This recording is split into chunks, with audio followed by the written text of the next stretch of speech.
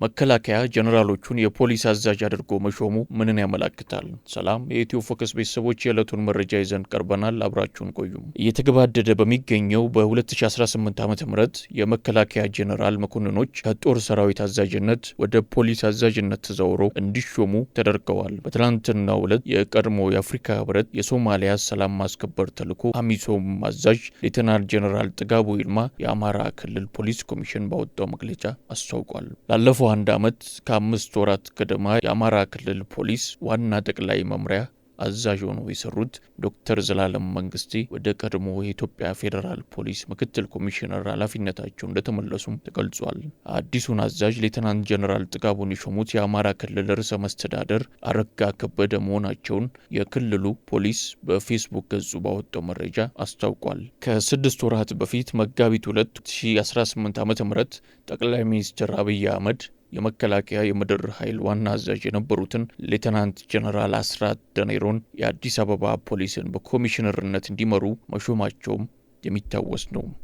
በዚህ ጉዳይ ላይ የዝግጅት ክፍላችን ያነጋገራቸው ሌተናል ኮሎኔል ይልማ ካሳሁን የተባሉ የቀድሞ የመከላከያ ሰራዊት አባል እንደገለጹት እንዲህ ያለው ዝውውር ከአፄ ኃይለሥላሴ ዘመን ጀምሮ ሲተገበር መቆየቱን አስታውቀዋል። በተለይ በወታደራዊ መንግስት ጊዜ ተመሳሳይ የሹመት ዝውውሮች መካሄዳቸውንም አስረድተዋል። እንደ ኮሎኔል ይልማ ገለጻ የመከላከያ ጀነራሎችን በፖሊስ አዛዥነት መሾም በአገር ላይ እንዳለው ወቅታዊ ተጨባጭ ሁኔታ፣ የፖለቲካ ስርዓትና በወቅቱ እንዳለው የጸጥታ ሁኔታ የተለያየ ትርጉምና አመላካችነት ሊኖረው ይችላል። ይህ አይነቱ ውሳኔ በአዎንታዊም ሆነ በአሉታዊ ጎኑ የሚታይ ይሆናልም ብለዋል። በአንድ በኩል የጸጥታና የደህንነት ስጋቶችን በጠንካራ እጅ ለመቆጣጠር በመፈለግ ሲሆን ይኸውም በሀገር ውስጥ ከፍተኛ የጸጥታ መበላሸት፣ የሽብርተኝነት ስጋት ወይም የታጠቁ አማጽያን ሲኖሩ መንግስት ጠንካራ ወታደራዊ ልምድ ያላቸውን መሪዎች ወደ ፖሊስ እንደሚያመጣ አመላክተዋል። በሌላ በኩል ደግሞ ወታደራዊ ስልትን በመጠቀም የመከላከያ ጀነራሎች የለመዱትን ወታደራዊ የእዝ ሰንሰለትና የጥቃት መከላከል ስልት በፖሊስ መዋቅር ውስጥ በመተግበር ሰላምን በፍጥነት ለማስከበር ዓላማ ሊኖረው ይችላልም። በአጠቃላይ ይህ እርምጃ መንግስት ለሲቪል ደህንነትና ለህግ የበላይነት ከመደበኛው የፖሊስ አሰራር ይልቅ ለድንገተኛና ለጠንካራ ወታደራዊ መፍትሄዎች ቅድሚያ መስጠቱን የሚያሳይ ግልጽ ምልክት ተደርጎ ይወሰዳል በማለት ኮሎኔል ይልማም አስረድተዋል። ላለፉት 3 ዓመታት ደም አፋሳሽ ግጭት ውስጥ የሚገኘውን የአማራ ክልል የፖሊስ ኃይል የመምራት ኃላፊነትን የተረከቡት ሌተናንት ጀነራል ጥጋቡ በኢትዮጵያ መከላከያ ሰራዊት ውስጥ ከ40 ዓመት በላይ ልምድ ያላቸው ወታደራዊ መኮንን ናቸው። ሌተናንት ጀነራል ጥጋቡ ይህንን ኃላፊነት የተረከቡት መንግስት በክልሉ የሚንቀሳቀሱትን የፋኖ ኃይሎች ጽምዶ በሚል በሚጠራው ጥምረት አማካኝነት ከትግራይ ኃይሎች ጋር ትብብር መፍጠራቸውን እየገለጸ ባለበት ወቅት መሆኑን ልብ ይሏል።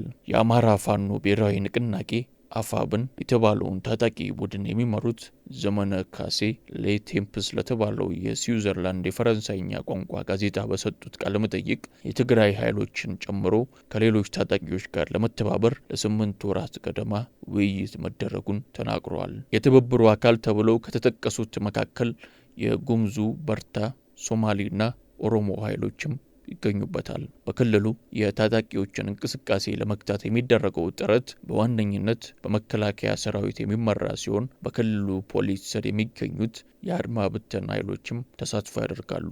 አዲሱ የክልሉ ፖሊስ አዛዥ ወደዚህ ኃላፊነት ከመምጣታቸው አስቀድሞ የመከላከያ ሰራዊቱ ጤና ዋና መምሪያን በኃላፊነት እየመሩ ነበር። የመከላከያ ሎጂስቲክ ዋና መምሪያ ኃላፊና የመከላከያ ካውንስል አባል በመሆንም ማገልገላቸው የሚታወቅ ነው። ሌተናንት ጀነራል ጥጋቡ ከሀገር ውስጥ በተጨማሪ በቀጠናዊ የመከላከያ ሰራዊት ስምሪት ላይ በአመራርነት ሰርቷል። ከየካቲት 2011 ዓ.ም እስከ ነሐሴ 2012 ድረስ አልሸባብ ሶማሊያ ላይ ደቀነውን ስጋት ለመቀነስ በተባበሩት መንግስታት ድጋፍ የተቋቋመውን የአፍሪካ ህብረት የሶማሊያ ተልዕኮ አሚሶምን በአዛዥነት መምራታቸውም የሚታወቅ ነው። ከመጋቢት 1999 ዓ.ም አንስቶ ለ15 ዓመታት የቆየው ይህ ተልዕኮ መጋቢት 2014 ዓ.ም የቆይታ ጊዜውን አጠናቆ በአፍሪካ ህብረት የሶማሊያ ሽግግር ተልዕኮ አትሚስ መተካቱም ይታወሳል። ይህ የሽግግር ተልዕኮም ከ2017 ጥር ጀምሮ